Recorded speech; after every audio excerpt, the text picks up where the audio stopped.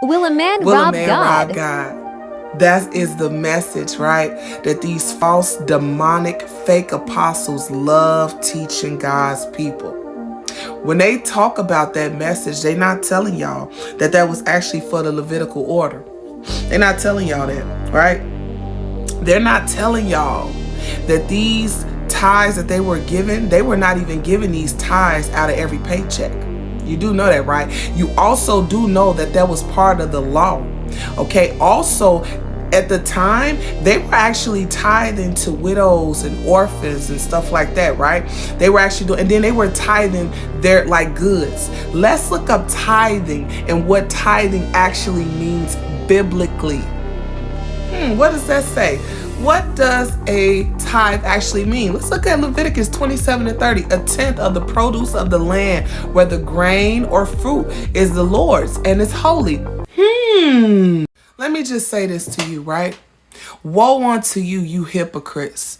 Woe unto you telling these people that they need to give a tenth of their money, right? But you're not telling these people that they need to give God a tenth of their day. You're not telling these people that they need to be tarrying and prevailing, praying in the spirit, reading their word and listening to sound doctrine and sound teachers. Woe unto you. Let's take a look at what Jesus told the Pharisees. Let's get it. Let's look at what Jesus said, the real GOAT. Woe unto you, scribes and Pharisees, hypocrites, for ye pay tithe of mint and anise and cumin, and have omitted the weightier matters of the law, judgment, mercy, and faith. These ought you to have done, and not to leave the other undone. Now, let's look at what Apostle Paul said. Let's get it. I want to read this in all these different translations. I can't because I only got 3 minutes. Let's look at the New King James. What is my reward then? That when I preach the gospel, I may present the gospel of Christ without charge, that I may not abuse my authority in the gospel. Let's look at this. And the cares of this world and the deceitfulness of riches and the lust of other things entering in choke the word and it become unfruitful.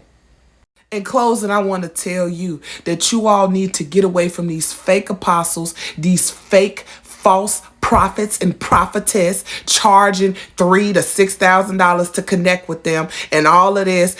I want to tell you guys, you need to spend an enormous amount of time with God because these people are getting over on you. They are not true disciples. The apostles did not charge. Why are these half-pint people charging you all this money and you're doing it? Wake up, saints of God.